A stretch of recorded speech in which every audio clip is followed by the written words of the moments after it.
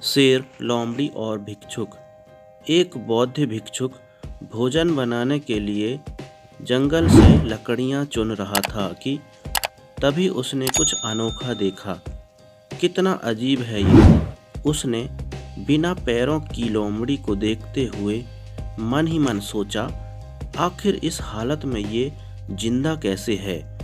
उसे आश्चर्य हुआ और ऊपर से ये बिल्कुल स्वस्थ है।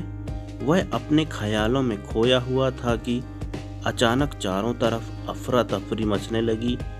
जंगल का राजा शेर उस तरफ आ रहा था। भिक्षुक भी तेजी दिखाते हुए एक पेड़ पर चढ़ गया और वहीं से सब कुछ देखने लगा।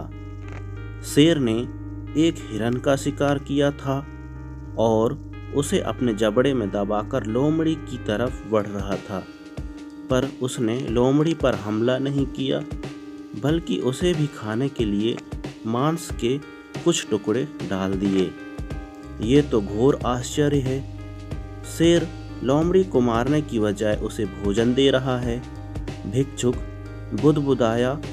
उसे अपनी आंखों पर भरोसा नहीं हो रहा था।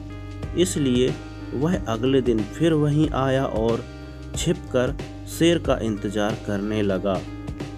आज भी वैसा ही हुआ। शेर ने अपने शिकार का कुछ हिस्सा लोमड़ी के सामने डाल दिया। यह भगवान के होने का प्रमाण है, भिक्षुक ने अपने आप से कहा। वह जिसे पैदा करता है उसकी रोटी का भी इंतजाम कर देता है।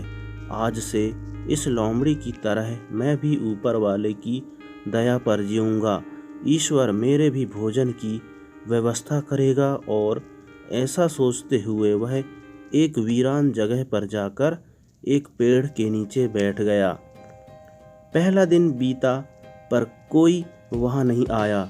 दूसरे दिन भी कुछ लोग उधर से गुजर गए, पर भिक्षुक की तरफ किसी ने ध्यान नहीं दिया।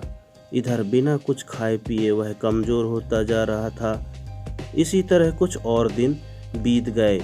अब तो उसकी रही सही ताकत भी खत्म हो गई। वह चलने फिरने के लायक भी नहीं रहा। उसकी हालत बिल्कुल मृत व्यक्ति की तरह हो चुकी थी। तभी एक महात्मा उधर से गुजरे और भिक्षुक के पास पहुँचे। उसने अपनी सारी कहानी महात्मा जी को सुनाई और बोला, अब आप ही बताइए कि भगवान इतना निर्दयी कैसे हो सकते हैं। क्या किसी व्यक्ति को इस हालत में पहुंचाना पाप नहीं है? बिल्कुल है, महात्मा जी ने कहा, लेकिन तुम इतना मूर्ख कैसे हो सकते हो? तुम ये क्यों नहीं समझे कि भगवान तुम्हें उसे शेर की तरह मरते देखना चाहते थे, लोमड़ी की तरह नहीं।